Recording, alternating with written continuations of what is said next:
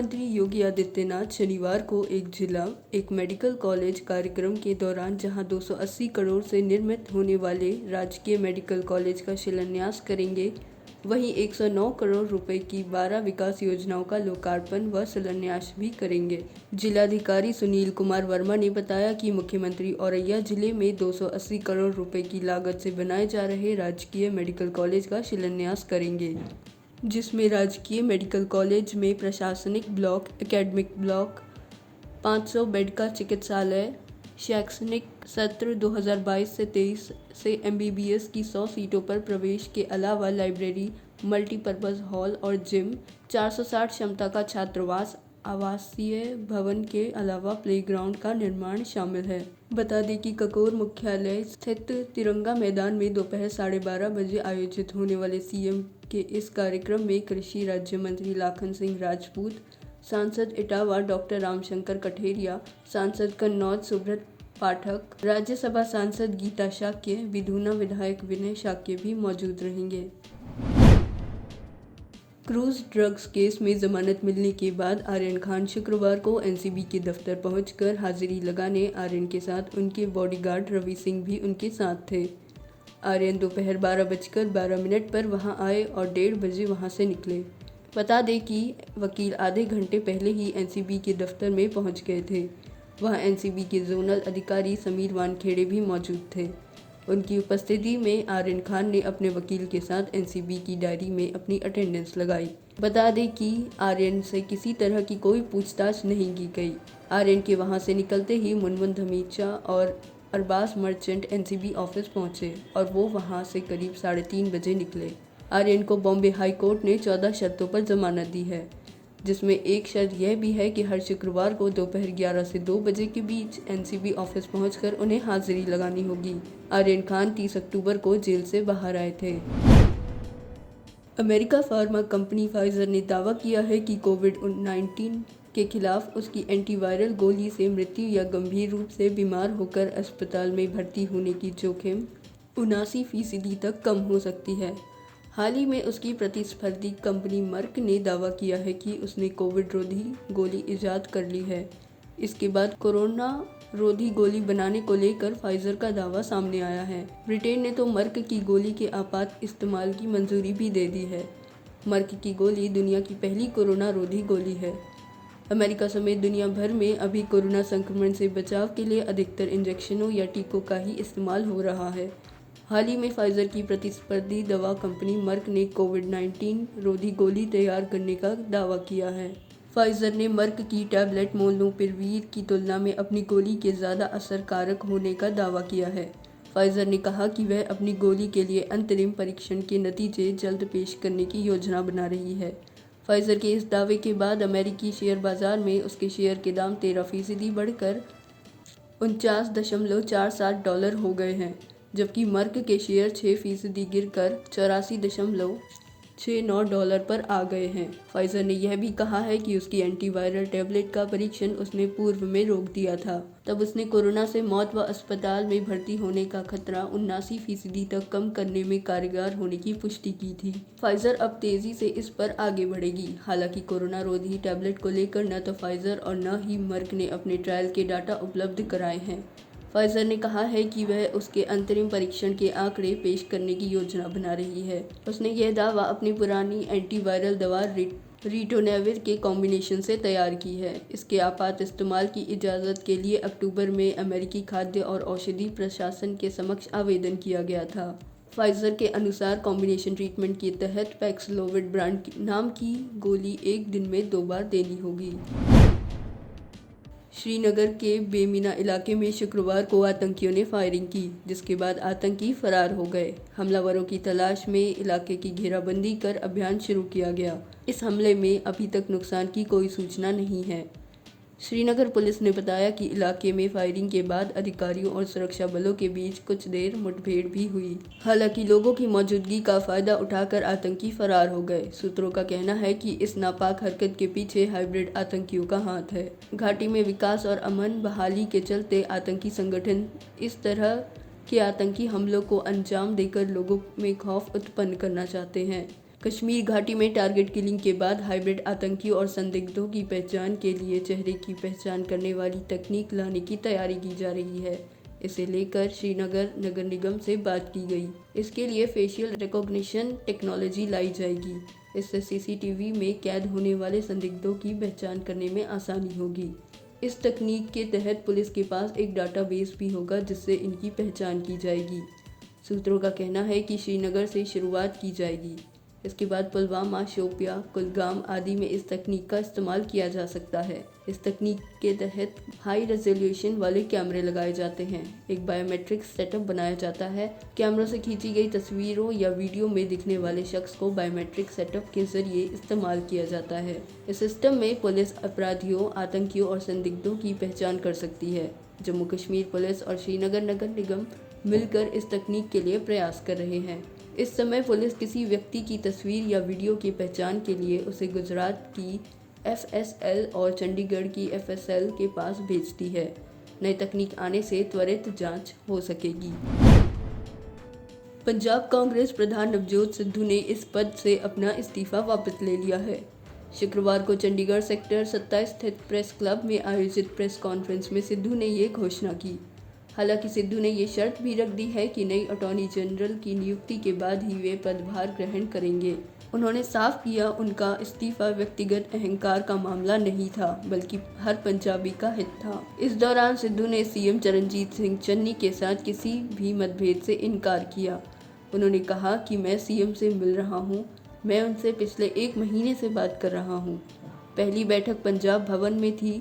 उस समय बात यह थी कि डीजीपी पर पैनल आएगा और 1 हफ्ते में चीज़ें तय हो जाएंगी। उन्होंने कहा कि 90 दिन की सरकार है, 50 दिन हो गए। मैं उनसे राज्य के लिए बात करता हूँ, व्यक्तिगत कुछ भी नहीं है। राज्य के लिए जो भी अच्छा किया जा सकता है उसके लिए मैं उनसे बात करता हूँ। मैं जो भी करता हूँ पंजाब के लिए करता हूँ। मैं पंजाब के लिए खड़ा हूँ। पंजाब मेरी आत्मा है, यही मेरा लक्ष्य है।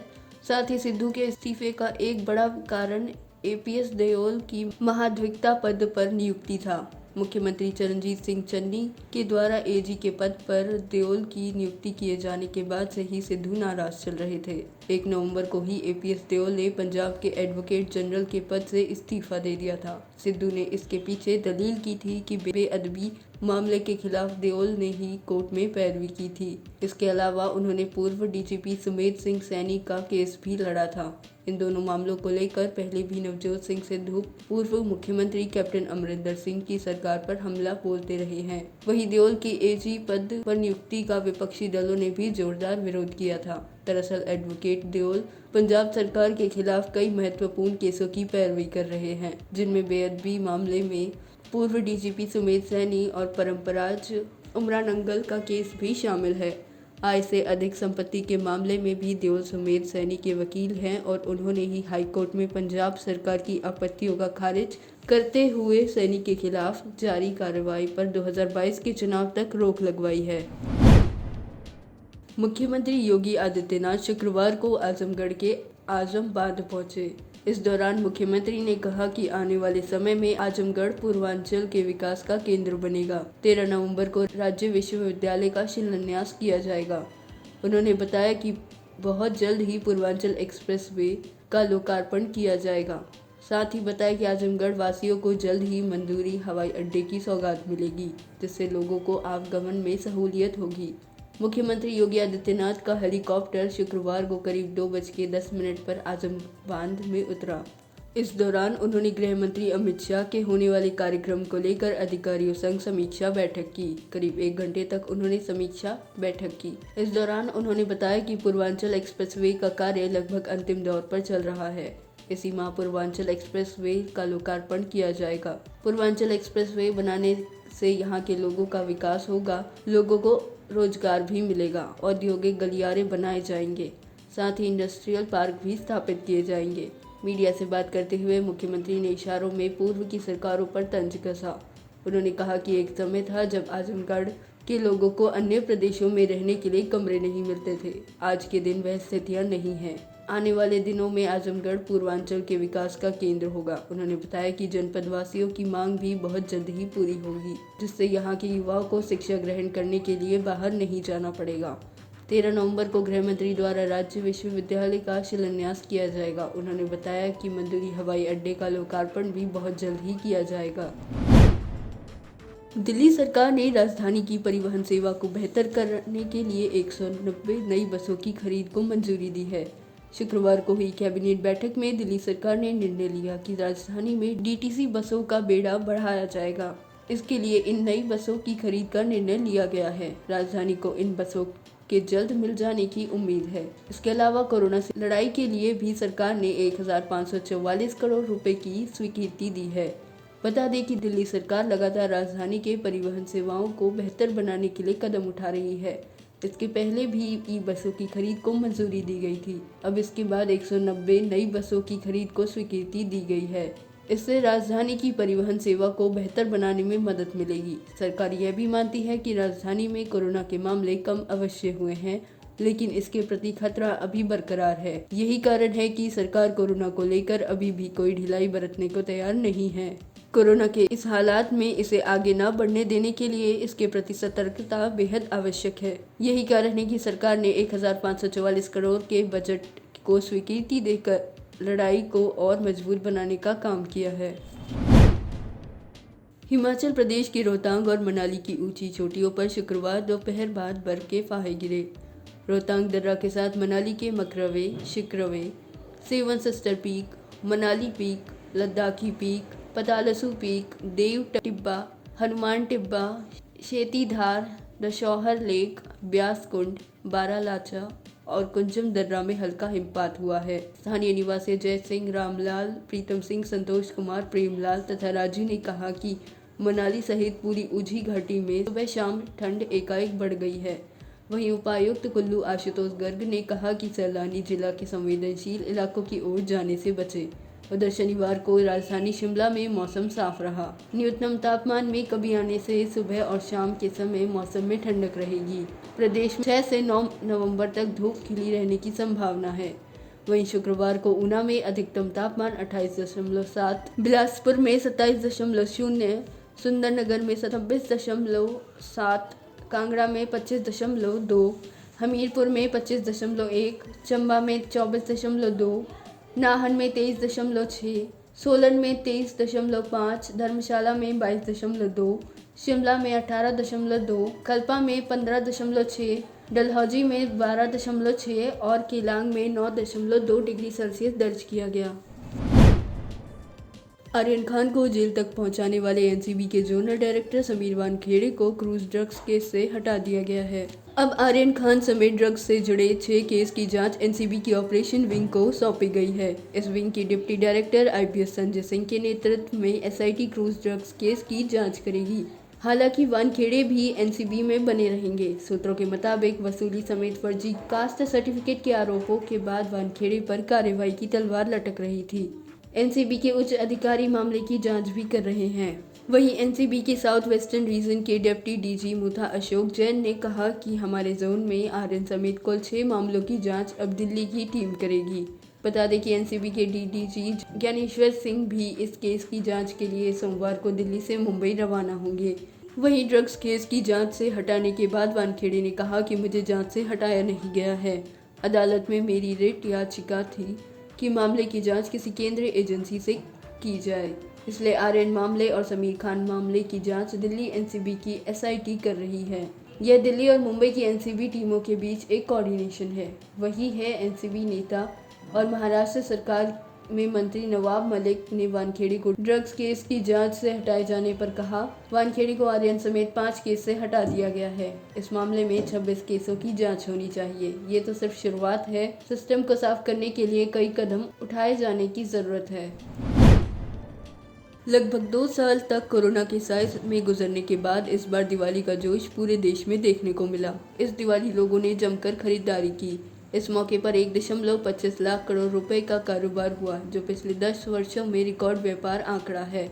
अखिल भारतीय व्यापार परिसंघ ने इसका दावा किया है। CAIT ने कहा कि इस साल दिवाली पर चीन को करीबन 50,000 करोड़ रुपए का नुकसान हुआ है। CAIT का CAIT का कहना है उसने पिछले साल चीनी सामान के बहिष्कार का आह्वान किया था। CAIT के राष्ट्रीय अध्यक्ष BC भट्टिया के मुताबिक चीन के सामान कम रखने का असर दिख रहा है। उन्होंने ये भी बताया कि इस साल छोटे कारीगरों, कुम्हारों, शिल्पकारों और स्थानीय कलाकारों ने अपने सामान की ज़्यादा अच्छी बिक्री की है। CAIT के मुताबिक दिवाली में खास तौर पर FMCG सामान, उपभोक्ता सामान, खिलौने, बिजली के उपकरण और सामान, इलेक्ट्रॉनिक उपकरण और सफ़ेद सामान, रसोई के सामान और सहायक उपकरण, उपहार के सामान, मिठाई, होम फर्निशिंग, टेपेस्ट्री, बर्तन, सोना और गहने, जूते, घड़ियां आदि खूब बिकी।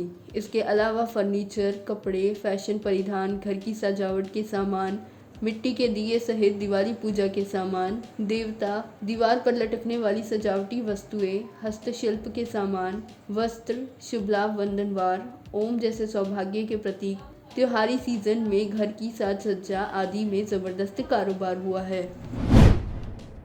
गुरुग्राम में खुले में नमाज के विवाद के बीच हिंदू संगठनों ने सेक्टर 12 चौक पर गोवर्धन पूजा की। ये वही स्थान है जहां हर शुक्रवार को जुम्मे की नमाज खुले मैदान में पढ़ी जा रही थी। लेकिन आज हिंदू संगठनों के गोवर्धन पूजा के तय कार्यक्रम के अनुसार यहां धूमधाम से गोवर्धन पूजन किया गया। वहीं पूजन के बाद अन्नकूट का प्रसाद भी वितरित किया गया। गोवर्धन पूजन में अलग अलग हिंदू संगठनों के पदाधिकारियों और बड़ी संख्या में लोगों ने हिस्सा लिया। कार्यक्रम में दिल्ली के पूर्व विधायक एवं भाजपा नेता कपिल मिश्रा भी शामिल हुए। इस मौके पर विश्व हिंदू परिषद के अंतर्राष्ट्रीय महामंत्री सुरेंद्र जैन, महावीर भारद्वाज, आर्य केंद्रीय सभा के कन्हैया लाल आर्य, पदमचंद आर्य, भाजपा के प्रदेश प्रवक्ता व करनी सेना के अध्यक्ष सूरजपाल अम्मू सहित कई नेताओं ने देश भर में हो रही खुले में नमाज का विरोध किया। इन लोगों ने कहा कि ये गुरुग्राम का विजय पर्व है और पूरे देश का संकल्प दिवस है। पूरे देश में अब ऐसी मुहिम की जरूरत है। गुरुग्राम ने यह पहल पहले ही कर दी है। गुरुग्राम ने यह पहल कर दी है। अब देश के अन्य हिस्सों में भी इसे संकल्प के रूप में लेना होगा। कार्यक्रम के दौरान लगातार आतिशबाजी होती रही।